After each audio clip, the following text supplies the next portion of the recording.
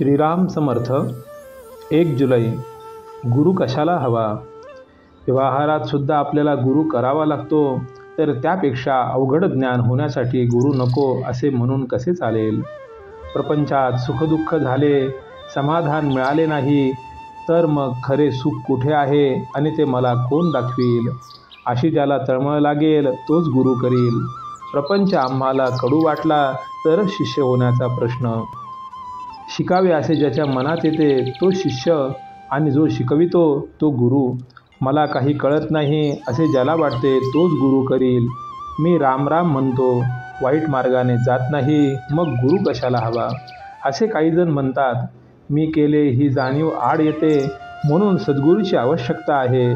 सत्कर्माचा अभिमान जर आपल्याकडे घेतला तर रामाचा विसर नाही का पडला? अभिमान गेल्याशिवाय राम नाही भेटणार।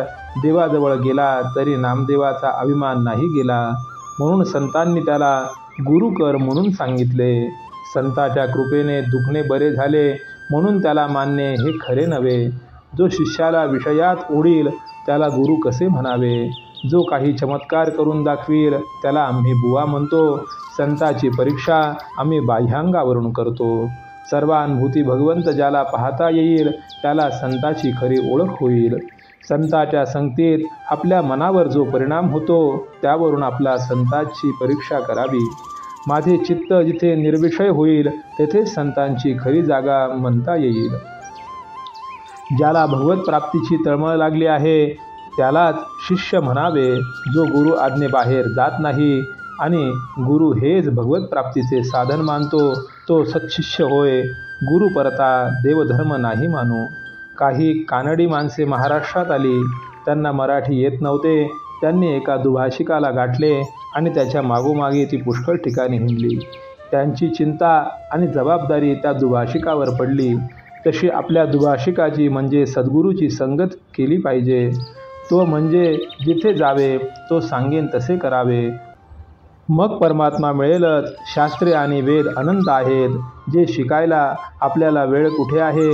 सद्गुरूंची नवनीताप्रमाणे सर्व साधनांचे सार असे जे नामसाधन सांगितले ते आपण करावे, म्हणजे भगवंताचे प्रेम लागेलच। बाजारात गेल्यावर जो माल आपल्याला अनुकूल आणि माफक दरात असेल तोच घ्यावा।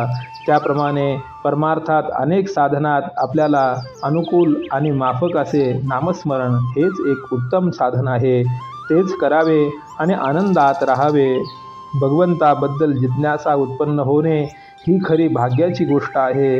असा जिज्ञासू शिष्य भेटला तर संताला आपले स्वतःचे सार्थक झाले असे वाटते। श्रीराम समर्थ।